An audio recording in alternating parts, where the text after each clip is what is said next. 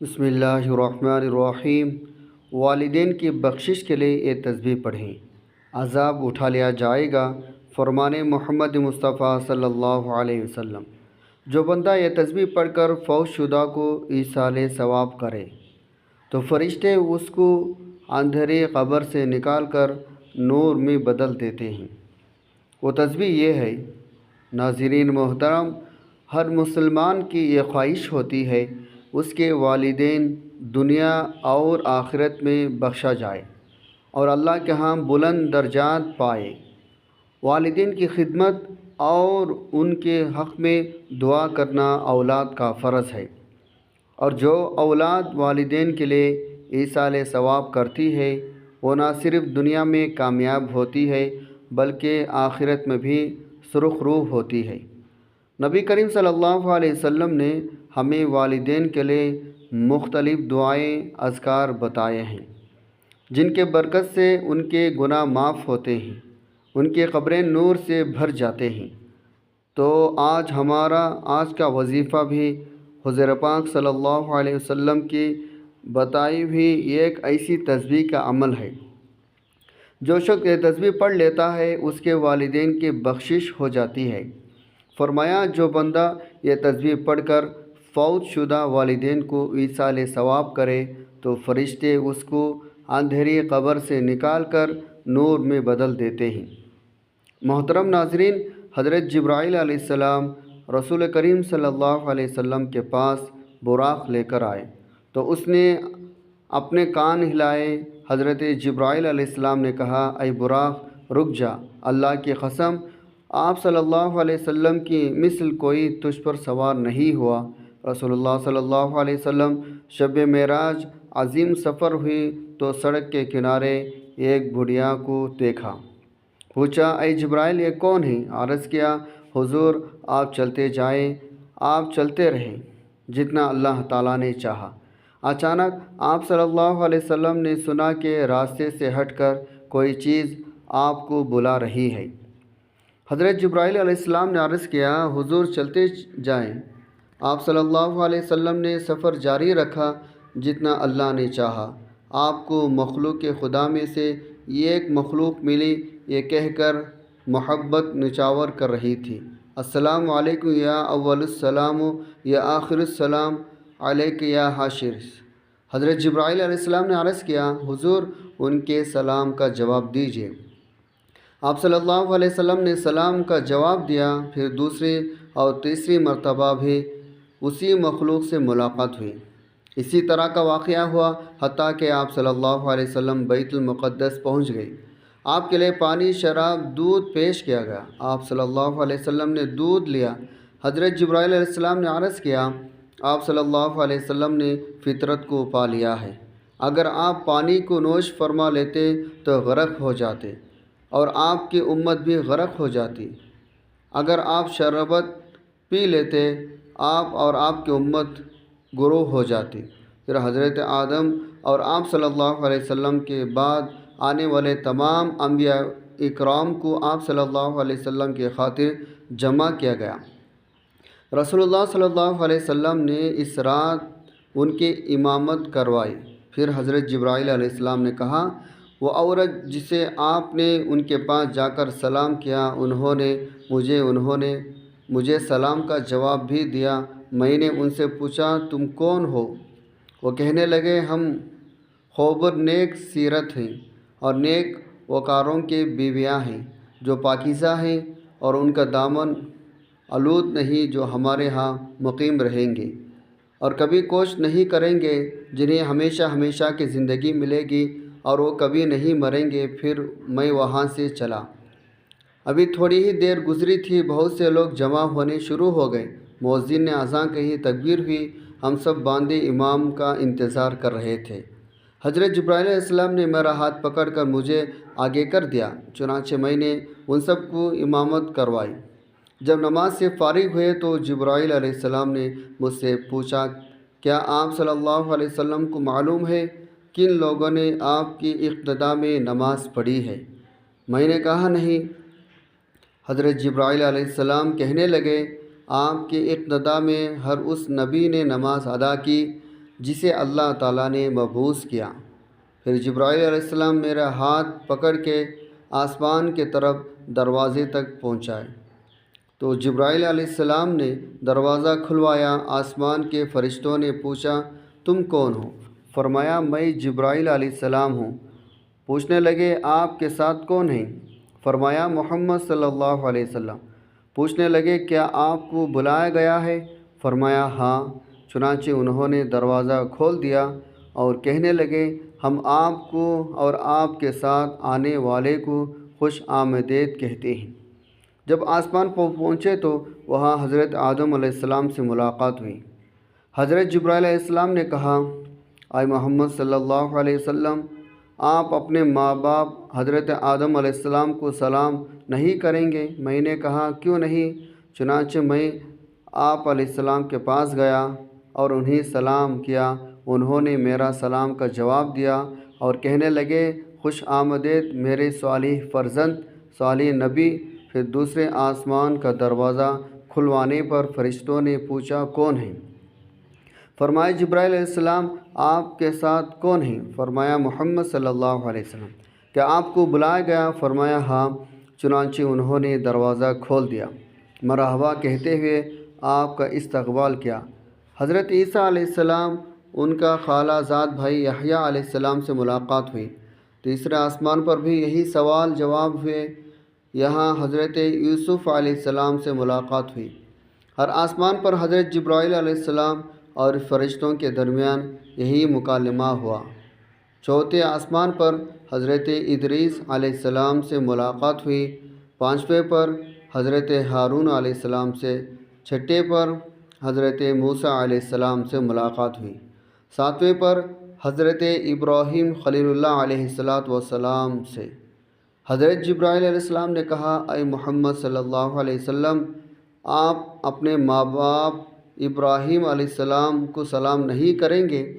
میں نے کہا کیوں نہیں؟ چنانچہ میں آپ کے پاس گیا اور انہیں سلام کیا۔ آپ نے میرا سلام کا جواب دیا اور خوش آمدید اے صالح نبی اور مرحبا اے صالح فرزند کہہ کر انہوں نے کلمات سے نوازا۔ پھر جبرائیل علیہ السلام مجھے ساتویں آسمان پر لے گئے۔ ایک شہر پر پہنچے جس کا جام موتی یاقوت زمرد کے سبز رنگ کے نہایت ہی تر و تازہ پرندے تھے۔ میں نے کہا اے جبرائیل علیہ السلام، یہ پرندے بہت تازہ نفیس ہیں۔ انہوں نے جواب دیا انہیں کھانے والے ان سے بھی زیادہ عمدہ ہیں۔ پھر انہوں نے پوچھا اے محمد صلی اللہ علیہ وسلم، آپ جانتے ہو یہ شہر کون سی ہے؟ میں نے کہا نہیں۔ انہوں نے کہا یہ کوثر ہے جو اللہ تعالیٰ نے آپ کو عطا فرمائی ہے۔ میں نے دیکھا اس میں سونے اور چاندی کے جام ہیں۔ یہ شہر یاقوت زمرد کے چھوٹے چھوٹے کنکریوں پر رواں ہے۔ اس کا پانی دودھ سے بھی زیادہ سفید ہے۔ میں نے سونے کا ایک جام لیا اور اس پانی سے بھر کر پیا تو یہ مجھے شہد سے زیادہ شیر اور کستوری سے زیادہ خوشبودار محسوس ہوا۔ پھر حضرت جبرائیل علیہ السلام مجھے لے کر چلے یہاں تک کہ میں ایک درخت تک پہنچا۔ وہاں ہر رنگ کے ابر نے مجھے ڈھانپ لیا۔ جبرائیل علیہ السلام نے مجھے چھوڑ دیا۔ میں اللہ تعالیٰ کے حضور سجدہ ریز ہو گیا۔ اللہ تعالیٰ نے مجھے فرمایا اے محمد صلی اللہ علیہ وسلم، میں نے زمین آسمان کی تخلیق کی دن سے تم پر اور تمہارے امت پر 50 نمازیں فرض کر دی ہے، اس لیے آپ اور آپ کے امت کے ان کی پابندی کریں۔ پھر بادل مجھ سے چھٹ گیا۔ جبرائیل علیہ السلام نے میرا ہاتھ پکڑ کر میں تیزی سے چلتے ہوئے حضرت ابراہیم علیہ السلام کے پاس سے گزرا۔ انہوں نے مجھے کوئی بات نہ کہی۔ پھر موسیٰ علیہ السلام کے پاس آیا تو انہوں نے پوچھا یا محمد کیا بنا کر آئے ہو؟ میں نے جواب دیا میرے رب نے مجھ پر میری امت پر 50 نمازیں فرض کی ہیں۔ انہوں نے کہا یہ نہ آپ کے بس کی بات ہے اور نہ آپ صلی اللہ علیہ وسلم کی امت کے، آپ رب کے پاس جائیں اور کمی کا سوال کیجیے۔ چنانچہ میں تیزی سے لوٹ کر درخواست کے پاس آیا، یعنی درخت کے پاس آیا تو مجھے ایک بادل نے ڈھانپ لیا۔ جبرائیل علیہ السلام مجھے چھوڑ آئے اور میں بارگاہ خداوندی میں سجدہ ریز ہو گیا۔ میں نے عرض کیا اے میرا رب، تو نے مجھ پر میری امت پر 50 نمازیں فرض کی ہے، اس کی نہ مجھ میں استطاعت ہے اور نہ ہی میری امت میں، لہٰذا تخفیف فرمائے۔ اللہ تعالیٰ نے فرمایا میں نے 10 نمازوں پر تخفیف کر دی۔ پھر بادل مجھ سے چھٹ گیا اور جبرائیل علیہ السلام میرا ہاتھ تھام لیے، میں جلدی سے پلٹا، حضرت ابراہیم علیہ السلام کے پاس آیا تو انہوں نے مجھے کچھ نہ کہا۔ پھر حضرت موسیٰ علیہ السلام کے پاس آیا تو انہوں نے پوچھا کیا ہوا؟ میں نے جواب دیا میرے رب نے 10 کی کمی کر دی ہے۔ کہنے لگے 40 نمازیں نہ آپ پڑھ سکتے ہیں اور نہ ہی آپ کے امت، اس لیے رب تعالیٰ کے جانب لوٹ کر جائیں، مزید تخفیف کی التجا کریں۔ اسی طرح بار بار چکر لگانے سے 5 نمازیں رہ گئی۔ پڑھنے میں بعد اور ثواب میں 50۔ حضرت موسیٰ علیہ السلام نے تو مزید تخفیف کے اصول کے لیے کہا، لیکن میں نے جواب دیا اب مجھے اللہ تعالیٰ سے حیا آتی ہے۔ پھر حضرت جبرائیل علیہ السلام مجھے لے کر نیچے اترے۔ میں نے جبرائیل علیہ السلام سے پوچھا میں جس آسمان پر گیا وہاں کے فرشتوں نے مجھے خوش آمدید کہا اور مسکراتے ہوئے میرا استقبال کیا۔ ایک فرشتے کے میں نے سلام کیا، اس نے میرے سلام کا جواب دیا اور مجھے خوش آمدید بھی کہا، لیکن میری آمد پر مسکرایا نہیں۔ حضرت جبرائیل علیہ السلام نے کہا وہ جہنم کا داروغہ مالک ہے، اپنے پیدائش سے لے کر آج تک وہ نہیں ہنسا، اگر اسے مسکرانا ہو تو آپ کی آمد پر ضرور مسکراتے۔ بعد ازاں آپ سوار ہو کر واپس چل پڑے۔ دوران سفر آپ کا گزر قریش کی ایک قافلے سے ہوا جس پر غلہ لدار ہوا تھا۔ ان میں سے ایک اونٹ پر 2 پورے تھے، ایک سیاہ اور ایک دوسرا سفید۔ جب آپ صلی اللہ علیہ وسلم اونٹ کے اس قافلے سے گزرے تو یہ بلک کر گھوما، جس کی وجہ سے اونٹ گر پڑا اور اس کی ایک ٹانگ ٹوٹ گئی۔ پھر آپ سفر کرتے کرتے واپس پہنچ گئے۔ صبح ہوئی، آپ نے لوگوں کو اس واقعے کو اطلاع دی۔ قریش نے جب یہ بات سنی بھاگم بھاگ حضرت ابوبکر صدیق رضی اللہ عنہ کے پاس آئے، انہیں کہنے لگے کیا تم نے اپنے ساتھی کے بات سنی جن کا دعویٰ یہ ہے انہوں نے آج کی رات 1 مہینے کا سفر طے کیا اور اسی رات واپس لوٹ آئے؟ حضرت ابوبکر رضی اللہ عنہ نے فرمایا آپ صلی اللہ علیہ وسلم نے یہ فرمایا تو واقعی آپ صلی اللہ علیہ وسلم سچے ہیں۔ ہم تو اس سے بڑی اور بعید بات میں آپ صلی اللہ علیہ وسلم آسمان کی خبریں پہنچتی ہے، آپ صلی اللہ علیہ وسلم کی تصدیق کرتے ہیں۔ مشرکین رسول اللہ صلی اللہ علیہ وسلم سے کہنے لگے آپ اپنے دعوے کی کوئی دلیل نشانی پیش کریں۔ آپ صلی اللہ علیہ وسلم نے فرمایا میں فلاں جگہ قریش کے قافلے کے پاس سے گزرا، قافلے کے اونٹ ہمیں دیکھ کر بتکے، ان میں سے ایک اونٹ پر ایک سیاہ اور ایک سفید 2 بورے لادے ہوئے تھے، وہ نیچے گرے اور اس کی ایک ٹانگ ٹوٹ گئی۔ جب قافلہ واپس پہنچا تو انہیں قافلے والوں سے اس کی متعلق دریافت کیا تو انہوں نے بالکل وہی بات بتائی جو رسول خدا صلی اللہ علیہ وسلم پہلے بتا چکے تھے۔ کہتے ہیں اس تصدیق کے باعث حضرت ابوبکر رضی اللہ عنہ کا لقب صدیق پڑ گیا۔ پھر لوگ آپ سے پوچھنے لگے کیا حاضرین میں آپ کے ساتھ موسیٰ اور عیسیٰ علیہ السلام بھی تھے؟ آپ صلی اللہ علیہ وسلم نے فرمایا ہاں۔ وہ کہنے لگے پھر ان کا حلیہ بیان کریں۔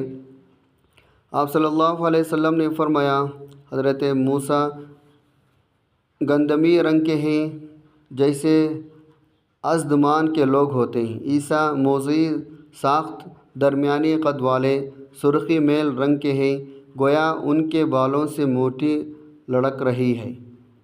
اس سیاق میں بھی عجائب و غریب ہیں۔ ناظرین محترم، زندگی اور موت 2 حقیقتیں ہیں جن سے کسی کو مفر نہیں، ہر زیروان نے ایک دن اس دنیا سے کوچ کر جانا ہے۔ موت کے بعد ایک نئی زندگی کا آغاز ہوتا ہے جسے برزخ زندگی کہا جاتا ہے۔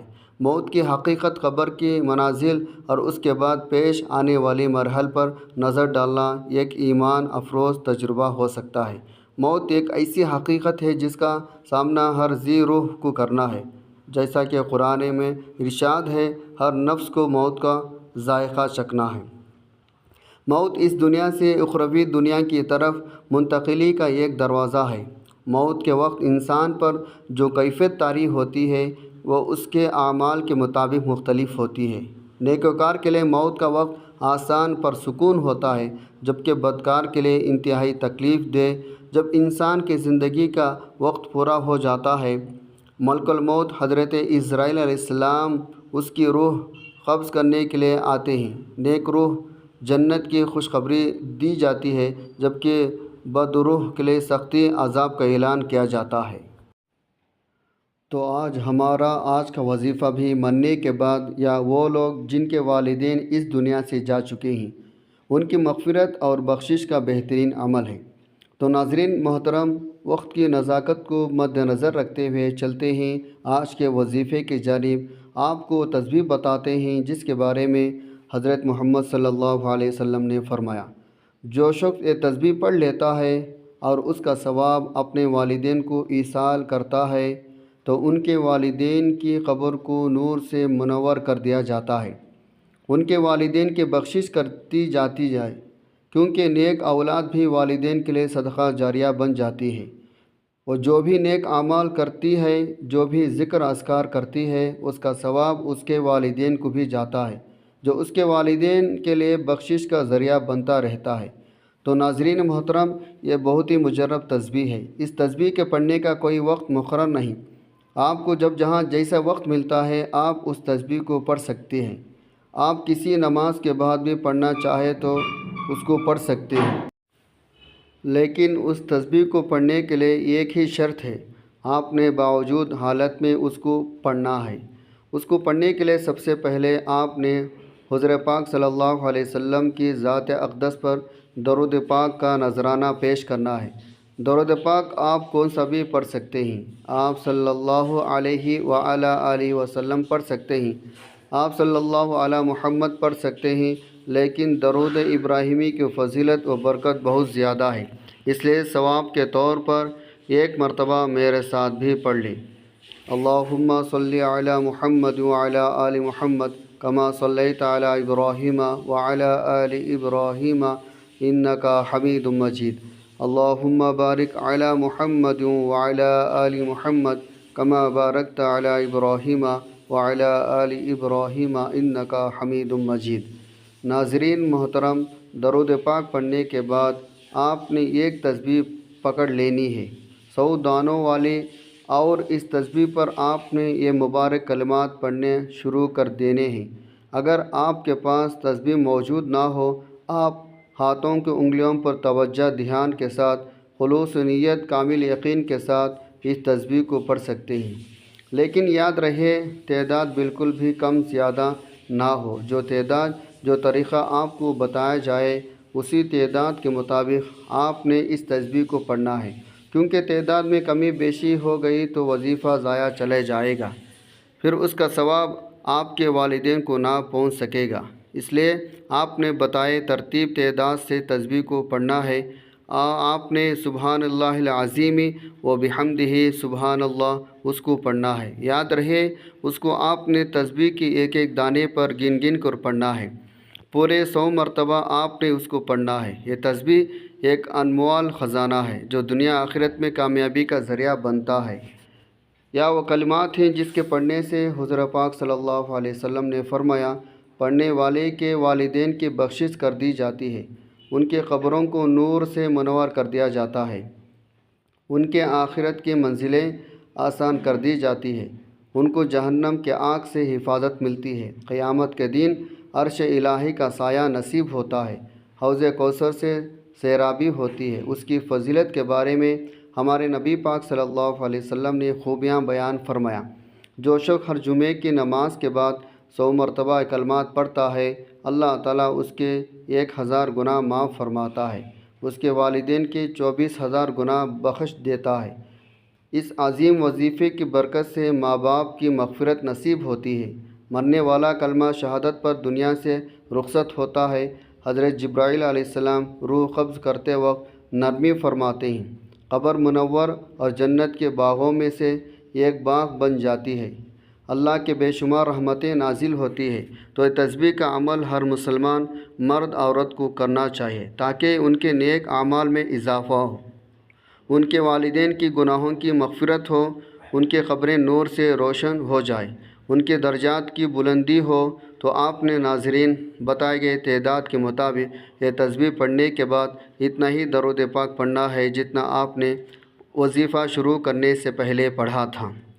اس کے بعد دل ہی دل میں اللہ تعالیٰ سے اپنے گناہوں پر ندامت محسوس کرتے ہوئے توبہ کرنی ہے اور اپنے والدین کے لیے بخشش کی دعا کرنی ہے۔ دعا ہے اللہ تعالیٰ نے بات کو سننے، سمجھنے، اس پر عمل کرنے کی طاقت، توفیق، مرحمت فرمائے۔ میرا سنانا، آپ کا سننا اپنے پاک بارگاہ الہی میں قبول و منظور فرمائے اور ہم سب کا خاتمہ ایمان پر فرمائے اور اس تسبیح کی برکت سے ہماری مغفرت فرمائے، آمین یا رب العالمین۔ ناظرین، گزارش ہے اللہ تعالیٰ کے 99 ناموں میں سے کوئی ایک نام لکھ کر کمنٹ میں ضرور شیئر کریں۔ اللہ تعالیٰ ہم سب کا حامی و ناصر ہو، آمین۔ جزاک اللہ خیرہ۔ السلام علیکم ورحمۃ اللہ وبرکاتہ۔